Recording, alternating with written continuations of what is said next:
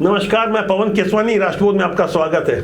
राजनीति में अक्सर जो दिखता है वैसा होता नहीं, यही बात अमरजीत भगत कह रहे हैं। भूपेश सरकार के मंत्री रहे हैं और बिलासपुर के मंच में जिस तरह से उनकी इंटरनेशनल बेइज्जती हुई, इंटरनेशनल में इसलिए कह रहा हूं क्योंकि सोशल मीडिया के माध्यम से पूरी दुनिया ने देख लिया कि छत्तीसगढ़ के कांग्रेस के इस कद्दावर आदिवासी पूर्व मंत्री के साथ राहुल गांधी की कोर टीम के खास सदस्य और छत्तीसगढ़ कांग्रेस के सह प्रभारी विजय जांगीड़ ने अमरजीत भगत के साथ जो कुछ किया, चलते भाषण के बीच जिस तरह से माइक छीन लिया, तो ऐसी घटना के बाद यहाँ छिपाने लायक कुछ नहीं रह जाता कि भूपेश बघेल के समर्थित विधायक और खुद भूपेश बघेल के साथ छत्तीसगढ़ कांग्रेस में क्या कुछ हो रहा है। अब जब ऐसी घटना उजागर हो ही गई तो बात अमरजीत भगत की थी, तो अमरजीत भगत भी वही कहने लगे जो हम कहते हैं, जो दिखता है वो होता नहीं। छीन लिया गया, क्या कारण? देखिए, कई बार क्या होता है कि जो देखते हैं वैसा रहता नहीं है और समय की पाबंदी रहती है।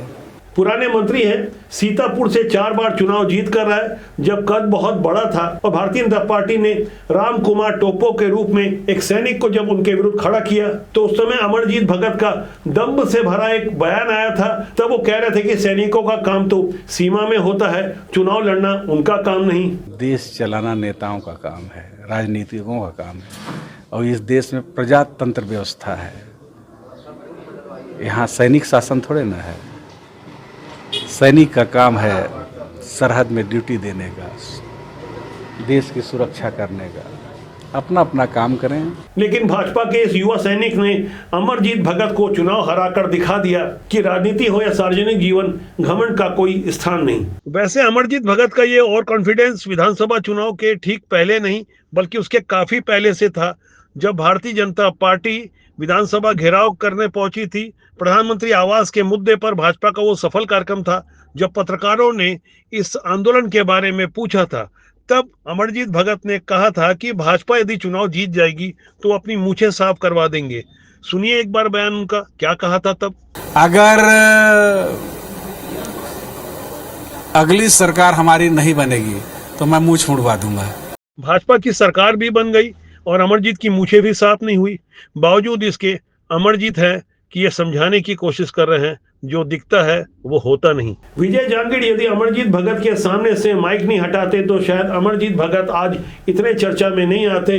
पत्रकार जब उनसे पूछ रहे थे और अमरजीत भगत जब ये बता रहे थे कि राजनीति में जो दिखता है वैसा होता नहीं, और इसके बाद जब वार्ता आगे जारी रही तो अमरजीत भगत भी असहज हो गए, हमिंग करते हुए, यानी सांस ले लेकर किस तरह से अपनी सफाई दे रहे थे। यहाँ तक बोलते बोलते वो साफ तौर पर यह कह गए कि कांग्रेस के बाहर से बुलाए गए नेताओं को छत्तीसगढ़ी आदिवासी संस्कृति के बारे में कोई ज्ञान नहीं। जी हाँ, ऐसी समझदारी से इस पूर्व मंत्री ने यही कहा था। आप सुन लीजिए उनकी बातों को। कुल मिलाकर के जो नेतागण हैं वो कई लोगों को छत्तीसगढ़ की संस्कृति, आदिवासी संस्कृति, लोगों की भावना का उतना वाकिफ नहीं रहते हैं कि, और ऐसा हो जाता है। छत्तीसगढ़ की संस्कृति है, यहाँ के लोगों का, हमारी आदिवासी संस्कृति है कि लोगों को छोटे मोटे गलती को माफ़ करना। एक कहावत भी है कि क्षमा बड़न को चाहिए, छोटन को उत्पाद। कबीर दास जी भी कहते हैं कि कबीरा खड़े बाजार में मांगे सबकी खैर, ना का हो से दोस्ती, ना का हो से बैर। तो सुन लिया आपने कबीर जी का दोहा, जिस ढंग से और जिस अंदाज में कह रहे थे। दरअसल अमरजीत भगत परेशान है और हमारे नेताओं की ये खूबी होती है कि अपनी परेशानी को जाहिर नहीं करते, लेकिन कम से कम दोहे का तो सही उच्चारण करना था। बोलते बोलते अमरजीत जो कुछ कह गए उन्होंने साफ तौर पर यह समझा दिया, भूपेश खेमे के जो नेता और पूर्व मंत्री हैं उनके साथ सब कुछ ठीक नहीं चल रहा है। ऐसे में भला भारतीय जनता पार्टी कहाँ चुप रहने वाली थी। भारतीय जनता पार्टी के नए नए मंत्री बने राजेश अग्रवाल ने यह बता दिया कि अमरजीत भगत तो बहुत कद्दावर नेता हैं, सरगुजा के हैं, इसलिए उनका अपमान तो बिल्कुल नहीं होना था। निश्चित रूप से बहुत वरिष्ठ नेता हैं, 4 बार सीतापुर से विधायक रहे हैं, सरगुजा में काफ़ी बड़ा नाम है उनका, और उनके साथ ऐसा व्यवहार हुआ है जो पूरे आदिवासी समाज का अपमान है, लेकिन उनकी पार्टी का मैटर है, हम उसके बारे में नहीं बोलेंगे। लेकिन सरगुजा के किसी भी आदिवासी के साथ अगर गलत हुआ है तो उसके बारे में हम जरूर बोलेंगे कि ये निंदनीय है, ऐसा नहीं होना चाहिए। मंत्री जी ने नपे तुले शब्दों में जो सहानुभूति दी वो मरहम के लिए तो काफी है। कांग्रेस की कोशिश थी कि वोट चोर गद्दी छोड़ नामक जिस कार्यक्रम के माध्यम से छत्तीसगढ़ के कद्दावर नेताओं को एक मंच में लाया जाएगा, तो वहां यह सार्वजनिक मंच आपसी भिड़ंत का अखाड़ा बन गया। पूरी दुनिया ने देखा और लोग गहराई से समझ गए कि किस तरह से शिव कुमार डहरिया हो या खुद भूपेश बघेल, उनके साथ क्या कुछ हो रहा था। आखिर क्या कारण आन पड़ा कि भूपेश बघेल को टीएस सिंहदेव के ऊपर उंगली दिखाकर ये बताने की जरूरत पड़ी कि हमारे कामों की वजह से हम विधानसभा चुनाव नहीं हारे, बल्कि वो तो वोट चोरी हो गई थी, इसी वजह से हम हारे। लेकिन ऐसी सफाई और नूरा कुश्ती के बावजूद चम्मच और चमचे वाला मुद्दा हावी रहा। जो बात डॉक्टर शिव कुमार डहरिया कह रहे थे उस पर अब मीम भी बनने लगा। देखिए कैसे कैसे तरह तरह के मीम बन रहे हैं। पहले डॉक्टर शिव कुमार डहरिया को सुनिए, उसके बाद वो छोटा सा चंद सेकंड का मजेदार मीम भी देख लीजिए। हमारे कार्यकर्ता कोई चमचा नहीं है। ओए एक कांग्रेसी ला हाँ बड़ा समझदार है तू।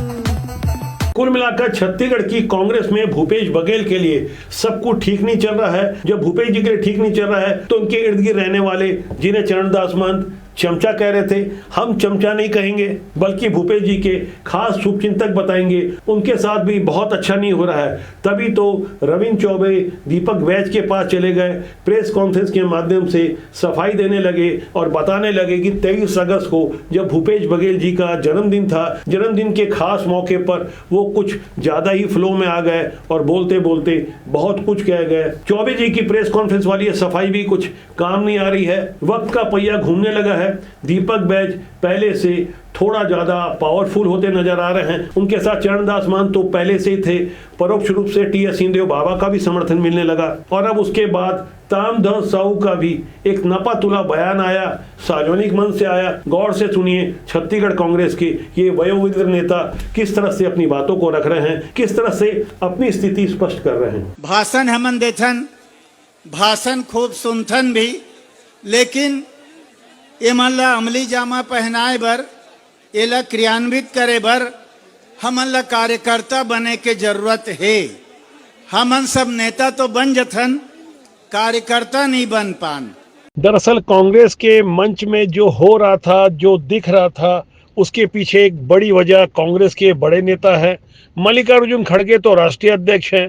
उन्होंने तो सीधे तौर पर अपने ही कार्यकर्ता, अपने ही बूथ एजेंटों की तुलना कुत्ते से कर दी थी। वो बयान भी काफी चर्चित हुआ था।